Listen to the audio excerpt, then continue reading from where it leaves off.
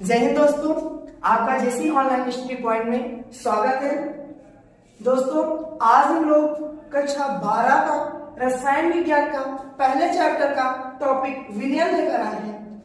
विलयन में आपका मोस्ट इंपॉर्टेंट क्वेश्चन क्या आता है, या तो टिप्पणी में आता है या तो इससे रिलेटेड आपके न्यूमेरिकल्स आते हैं, यानी कि आंकिक प्रश्न। जो टॉपिक्स हमारे क्या है इंपॉर्टेंट टॉपिक्स, आपका मोलरता, मोललता, नॉर्मलता एवं मोल प्रभाव है। इसे दोस्तों हम लोग मोल प्रभाव के अलावा मोल अंश के नाम से भी जानते हैं।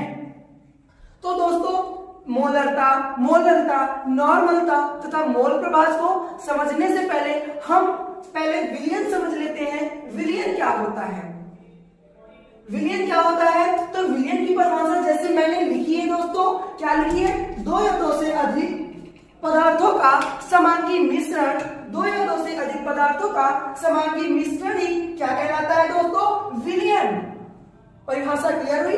मतलब दो या दो से अधिक पदार्थों का समांगी मिश्रण। समांगी का मतलब कि जिसमें ऐसे दो पदार्थ जिनको हम जब घोलें तो उनके अंग जो है समान हो जाए, हमें दिखे ना, अलग अलग ना दिखे। उदाहरण में मैंने आपको दिखाया है चीनी तथा पानी का मिश्रण। जब हम चीनी को पानी में घोलते हैं तो एक मिश्रण बनता है जिसे हम लोग शरबत के नाम से जानते हैं। क्या हमें चीनी और चीनी का कुछ अंग हमें दिखता है? उसमें चीनी का भाग हमें शरबत में दिखता है? नहीं दिखता है। मतलब समांगी मिश्रण है वो। समांगी का मतलब जिसके दोनों अंग समान हो जाए, हमें अलग अलग ना दिखे। तो आपको आई होप विलयन की परिभाषा क्लियर हो गई होगी। विलयन है क्या? फिर से बता रहा हूं, दो या दो से अधिक पदार्थों का समांगी मिश्रण ही क्या कहलाता है? विलयन कहलाता है। जैसे चीनी प्लस पानी का विलयन क्या कहलाएगा? आपका एक समांगी मिश्रण। अब हम समझेंगे विलयन के घटक क्या होते हैं। विलयन के घटक क्या होते हैं? घटक का मतलब विलयन किन चीजों से मिलकर बना होता है। विलयन किन दो चीजों से मिलकर बना होता है। तो मैंने यहाँ पे विलयन के कितने घटक बताए हैं दोस्तों? दो घटक बताए हैं। कितने घटक बताए हैं? दो घटक बताए। पहला घटक हमारा क्या है? विलेय। हम लोग क्या बोलते हैं इसे? विलेय। तथा दूसरा घटक क्या है हमारा दोस्तों? विलायक है। ध्यान से समझिएगा, ये very very most important topic है। ये आपको क्लास 11th में भी पढ़ने को मिलेगा, 12th में भी मिलेगा, और अगर आप कॉम्पिटिटिव एग्जाम्स की तैयारी करेंगे, आईआईटी नीट, तो उसमें भी आपका इससे रिलेटेड क्वेश्चन पूछता है। तो हम आते हैं अपने टॉपिक पे घटक। घटक हमारा क्या है? पहला विलेय तथा दूसरा घटक क्या है दोस्तों? विलायक। अब हम समझेंगे विलेय होता क्या है तथा विलायक क्या होता है। तो विलेय की जब बात करें, विलेय की जब बात की जाए तो आपके दिमाग में तुरंत आ जाना चाहिए जिसकी मात्रा कम होती है। अब किसमें कम होगी भैया? तो विलयन में। विलयन में जिसकी मात्रा कम होती है उसे हम लोग क्या बोलते हैं? विलेय बोलते हैं। अगर ये तो क्लियर हो गया, और इसकी एक और हम बता सकते हैं अलग परिभाषा। विलायक में जो पदार्थ घोला जाता है, विलायक में जो पदार्थ घोला जाता है उसे हम लोग क्या बोलते हैं? विलेय। जैसे यहाँ पे पानी में हम लोग क्या घोल रहे थे? चीनी। तो चीनी क्या है भैया? हमारी विलायक है, सॉरी विलेय है। चीनी क्या है? विलेय। विलायक क्या होता है? जिसकी मात्रा अधिक होती है विलयन में उसे हम लोग क्या बोलते हैं? विलायक।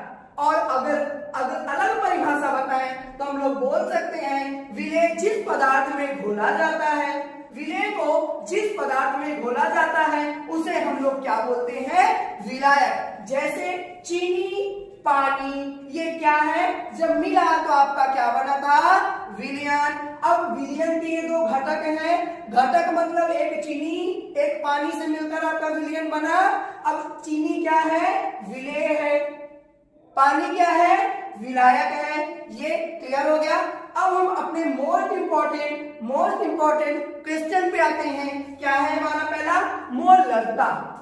मैं इसको क्यों बताया आपको विलयन तथा विलयन के घटक? क्योंकि इसके बिना आप ना मोलरता समझ सकते हैं, ना मोललता समझ सकते हैं, ना नॉर्मलता समझ सकते हैं, तथा ना ही मोल प्रभाव समझ सकते हैं। तो अब हम आते हैं अपने मोस्ट इंपॉर्टेंट क्वेश्चन पे। पहला हमारा क्वेश्चन क्या है? मोलरता।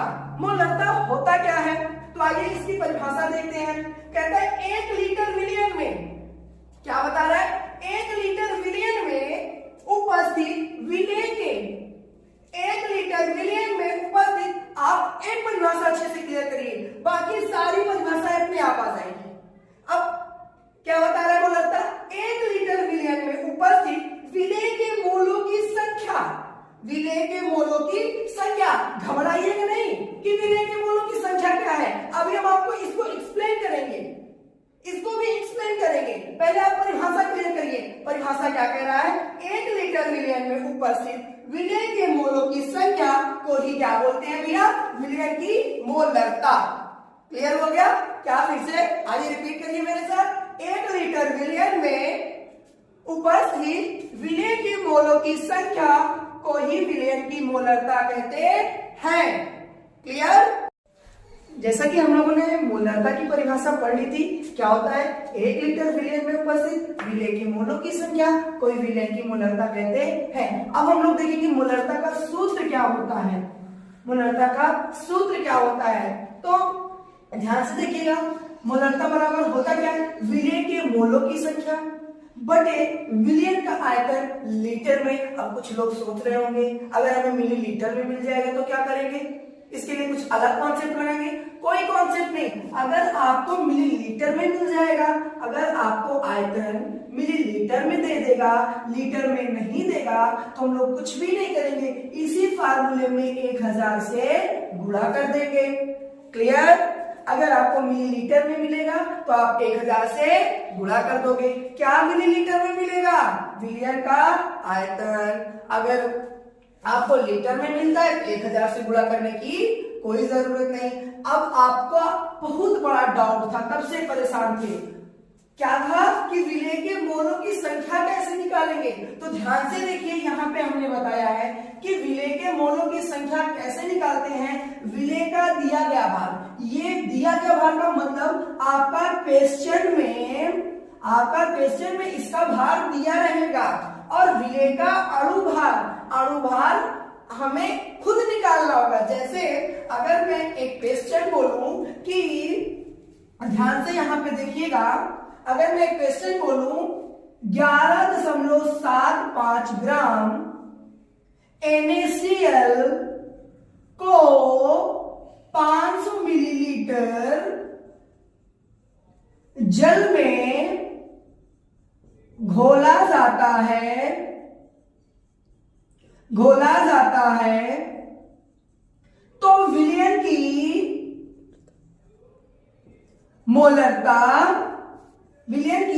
मोलरता क्या होगी। तो ध्यान से देखिएगा, यहां पे हमें NaCl का भार क्या है, दिया गया भार है, ये इसको हम लोग यहाँ पे रखेंगे। अगर यहाँ पे हम NaCl के मोलों की संख्या निकालना चाहें तो हम लिखेंगे NaCl के मोलों की संख्या बराबर, क्या लिखेंगे भैया, NaCl के मोलों की संख्या बराबर, NaCl का दिया गया भार कितना दिया है, 11.75। अब NaCl का अणुभार क्या है, आइए देखते हैं, ये है हमारा NaCl, इसको उठाते हैं, इधर समझते हैं NaCl। अब अणुभार आपको 9th में ही पढ़ा दिया गया होगा निकालना, इसमें हम लोग क्या करेंगे, Na+Cl कर देंगे पहले।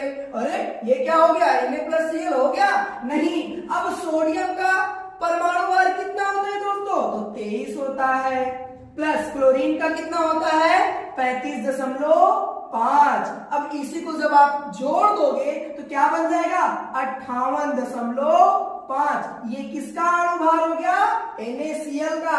अब इसी अणुभार को लाकर इस स्थान पे रख देंगे तो क्या हो जाएगा, 58.5। अब हम भाग देकर इसी को सॉल्व कर लेंगे, जो आंसर आएगा वही NaCl के मोलों की संख्या हो जाएगा। क्लियर, मोलों की संख्या निकालना आ गया। अभी मैं इस क्वेश्चन को सॉल्व करवा रहा हूं, पहले आप मोलों की संख्या निकालना सीखिए। जल्दी से कमेंट कीजिए कि 5.85 ग्राम NaCl को, 5.85 ग्राम NaCl के मोलों की संख्या कितना आएगा। जल्दी से पेन कॉपी उठाकर सॉल्व कीजिए और कमेंट में आंसर दीजिए। ठीक है दोस्तों, अब हम लोग ये दो आइए अब हम लोग इस क्वेश्चन को सॉल्व करते हैं। क्वेश्चन क्या कह रहा है? कह रहा है 11.75 ग्राम NaCl को 500 मिलीलीटर जल में घोला जाता है तो विलयन की मोलरता ज्ञात कीजिए। समझ में आया बच्चों?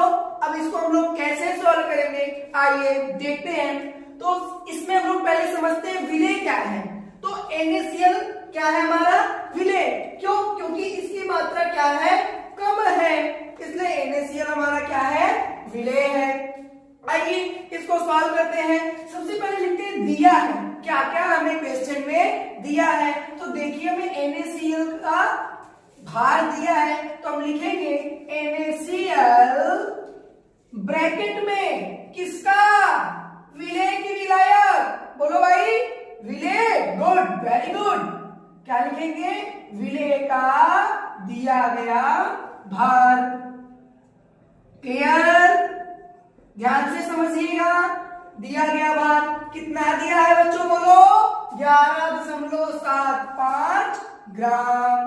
क्लियर? अब हम देख यहां पे लिखेंगे NaCl यानी विलय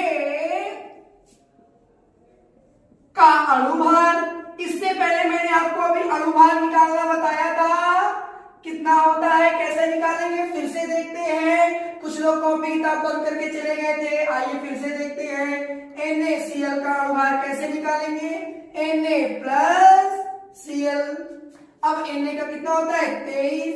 क्लोरीन का होता है 35.5। इसको जोड़ दोगे तो क्या हो जाएगा? 58.5।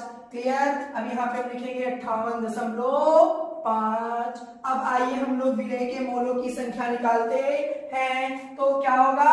विलय के मोलों की संख्या,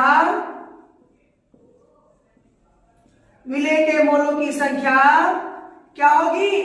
विलय का दिया गया भार कितना है? 11.75 बटे अणुभार 58.5। आइए अब इसको भाग भी करते हैं। कुछ लोग को दशमलव का भाग भी क्लियर नहीं होगा, तो आइए हम एकदम बेस से स्टार्ट कर रहे हैं। तो हम लोग इसका अब भाग भी देखते हैं। तो 58.5 भागे 11.75। आप लोगों को दशमलव बहुत डाउट करेगा। इधर हटाओ, इधर 1 0, इधर दशमलव हटाइए। आइए कैलकुलेशन देखते हैं। कितने बार में प्लस जाएगा? 2, तो कितना हो जाएगा? 1170। इसमें 2 से गुणा करेंगे, 2 15 से 0, वहां से लगे 1 2 8 2 8 2 16 17 के साथ 10 से लगे 1 2 15 से 11। अब इसको सबट्रैक्ट करेंगे तो कितना आएगा? 5। बाकी ये पूरा कर देगा।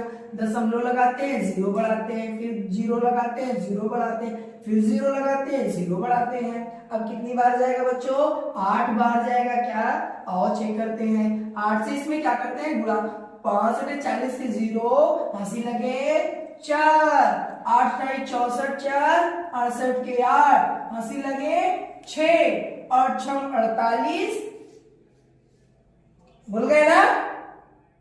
हम बता रहे हैं, आपको लग रहा है मैं सही बोल रहा हूं, मैं गलत बोल रहा।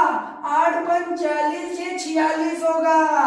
कितना है 8 बार में? 4680। अब यहाँ पे रखते हैं 4680। बस दोस्तों में ज्यादा कैलकुलेशन नहीं ले जाना, बस हमारा इतना ही आ गया। अब इसी को यहाँ उठाकर रखते हैं। कितना? 2.008 गुणे 10 बटे 100। 1 0 से 1 0 कट गया।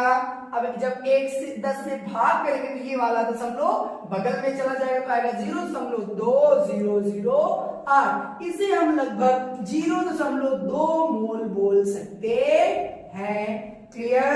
कैलकुलेशन मैंने लेंथी किया है। क्यों लेंथी दिया है? ताकि आपको कैलकुलेशन करने में कोई प्रॉब्लम ना हो। अब देखते हैं हम लोग मोलरता कैसे निकालेंगे। हमारा विलय के मोलों की संख्या निकल गया। क्लियर? अब यहाँ पे हम लिखेंगे मोलरता बराबर क्या होता है? मोलरता बराबर विलय के मोलों की संख्या। विलय के मोलों की संख्या बोलते रहो भाई। विलय के मोलों की संख्या बटे विलयन का आयतन। विलयन का आयतन लीटर में नहीं, किसमें दिया है? मिलीलीटर में। तो लिखेंगे विलयन का आयतन मिलीलीटर में। याद मैंने अभी आपको बताया था, जब मिलीलीटर में हो तो हम लोग 1000 से क्या करते हैं, गुणा करते हैं। क्लियर। अब आइए, हमें विलय के मोलों की संख्या हम लोगों ने कितना निकाला भैया, 0.2 मोल। क्या लिखेंगे, 0.2 मोल बटे विलयन का आयतन कितना दिया गया है, 500 मिलीलीटर। अब ये भी हमको दिया गया था क्या, आइए यहाँ पे लिख देते हैं, विलयन का आयतन कितना दिया है, लिखेंगे विलयन का आयतन बराबर कितना दिया गया है, बोलो जल्दी से, गुड, 500 मिलीलीटर। अब इसी को आइए यहाँ पे रखते हैं, गुणे 1000, 500 एकम 500, 500 दूनी 1000। अब 0.2 गुणे 2 कितना आ जाएगा, 0.4 मोल प्रति लीटर आंसर। अब होप कि आपको ये मोलरता का क्वेश्चन बहुत अच्छे से समझ में आ गया। अब हम लोग आपके लिए मैंने ये होमवर्क दिया है, क्वेश्चन नंबर 2 कि 5.85 ग्राम NaCl को 100 मिलीलीटर जल में घोला जाता है तो विलयन की मोलरता ज्ञात कीजिए।